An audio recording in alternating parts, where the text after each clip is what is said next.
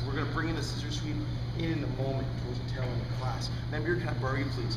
What we're gonna do, team, is let me go in your close guard. Is a way to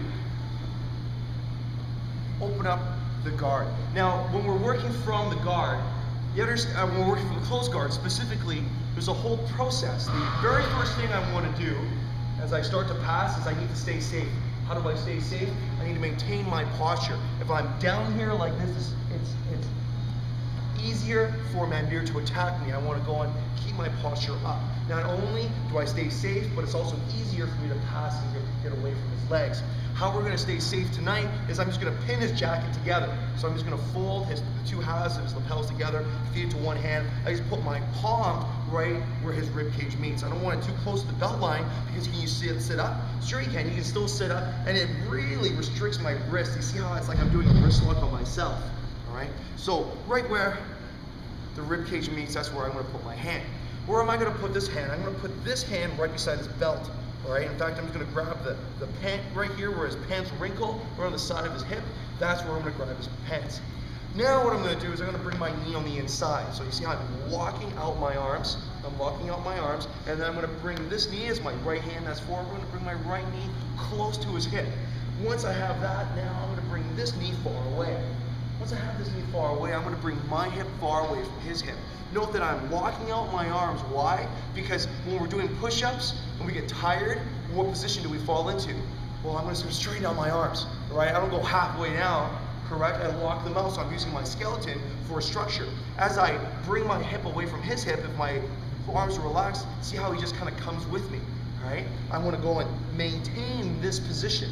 Okay, so he's glued to the floor, and as I slide my hip back here, hopefully it'll open up his ankles. Now, right from here, I can tell that, man, his ankles aren't moving, right? He's got long legs, so do you see how I'm going to use my forearm? I'm basically using my elbow, but I'm pivoting off of my hand. So I'm pivoting off of my grip so that his knee goes down. Does that make sense? You see how his knee is going to the floor, and I'm basically prying his knee down. There's nowhere for his knee to go. If my knee was up really high, note how basically I'm just sandwiching his thigh between my thigh and his thigh as well. Man, I can't really bring my hip back any further. If I bring my knee back here, maybe I can get some more distance. I want to bring my hip back, but also, do you see how I can tie up your guard really high, really tight, please? Yeah, right there. Perfect. You see how his ankles are right over the small of my back? Bringing my hip as far away as possible, but now, as well, what I'm going to do is I'm just going to curl my back. You see I'm bringing the small of my back even further away. He's still holding on, but now you see I just use my forearms, right? See how I'm using my forearm just to kind of pry this through. Once I have this down, now what I'm going to do is I'm going to bring this knee in between my two forearms. I'm just going to drag it through. This is all I want. You see how my knee is close to his belt line. I don't want it too far away. I want it right here, right close to his belt. So from the top,